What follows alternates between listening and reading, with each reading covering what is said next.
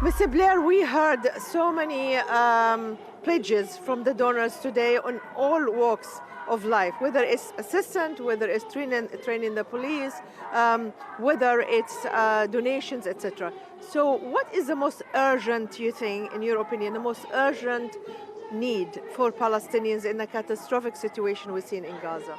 I think the very first priority is, because we've raised a lot of money today, but to make sure that the urgent humanitarian aid that still needs to go in, and the shelters and medicine and healthcare for the people, that's probably the single most urgent thing, alongside obviously the agreement for demilitarization, because we want Gaza to be governed by the new committee, one authority, one weapon. We want people to be able to go about their lives in peace without being threatened by anyone. And once that happens, a really important thing to understand is that then the restrictions on stuff going into Gaza, which has been so difficult for people in Gaza over the years, then if there is demilitarization, disarmament, and a proper authority, those restrictions go, and the people are then free to live their lives as they want. Can you do any reconstruction without the disarming of Hamas? This is a big issue for everybody.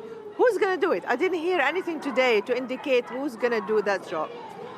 Well, we're hoping that the process of disarmament and decommissioning of weapons can happen by agreement.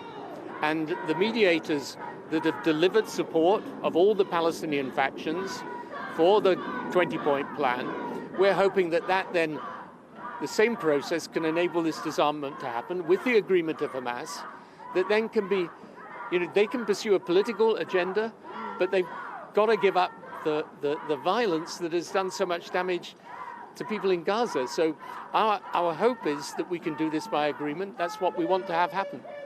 This administration's focusing on Gaza, and they talk about integration of Gaza within 10 years, as we heard from Mr. Kushner. But Arab Foreign Minister focused on the two-state solution. You've been leading, you played a leading role in that actually a few years back. So is this a first step towards a two-state solution, which the US opposed to? Yeah, so everyone talks about a two-state solution. But the reality is, unless we fix the situation in Gaza, and on the West Bank, by the way, because that is also extremely important, but unless we create the conditions in which Palestinian self-determination can be pursued in a peaceful and good way, we're never going to be able to make this two-state solution a reality. And right now, the important thing is not to focus on all the problems, but to look at how we can provide solutions for the people in Gaza. And the money that's been pledged today, and the new civil police force, and the stabilization force, and all of these countries coming together in support of people in Gaza. Okay, there are still massive challenges, but it's an amazing thing that everyone's come together in support of this plan. In your estimation, how long will it take to see changes on the ground, for people in Gaza to see that there is hope? Whether it is the police force, whether it is rebuilding homes, whether Israel withdrawing, Israel still occupying half of Gaza. Yeah, so you're absolutely right. The question is what happens on the ground, what happens in people's daily lives. And I'm hoping, within a short space of time, people at least see some change. Now, building Gaza in the way we want to see, and the way that was set out today, that's going to take time. But at least in the short term, we can relieve the immediate problems of people. We can start the process of clearing the rubble and the ordnance. We can train the civil police, and we can at least begin the process of renewal. Many people suspect that Mr. Netanyahu does not want to be part of this process, although he's been praised by speakers today. But in general, do you think that Israel can also derail the process as much as Hamas would? Well, in the end, Israel's also agreed to the 20-point plan.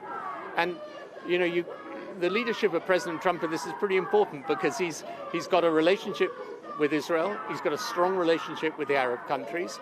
And as you can see from the time he's given today, this is a priority for him. And I know from my own conversations with him that he is personally committed, not just to the security of Israel, that's important, obviously, but to the people of Gaza, to the Palestinian people. And, all of us who've dealt with this issue for so long, right, and initiative after initiative, and they all failed and come to nothing. We're not sort of blindly optimistic. We understand there's massive problems. But at least this is a plan that, if it's implemented, gives us a chance to make things different in the future. Mr. Ali Shaat is here representing the Palestinians, but also the Palestinian Authority is completely absent. Does not cast a shadow on this talk? Well, look, we want to cooperate closely with the Palestinian Authority on all of this. They've obviously got a role to play. We need also to stabilize the position on the West Bank. And, they face many, many challenges there. And that we will come to also, I think, and hope in the next weeks. But this today was really about Gaza itself, the state of Gaza, and how we change it. And finally, the first thing you want to do after this conference, when you go back? I think begin the hard work. Building the capacity, for example, of the government in Gaza. Because, governing is not just about having a program, it's about having the capabilities and the people to implement it. So for me, that's the priority.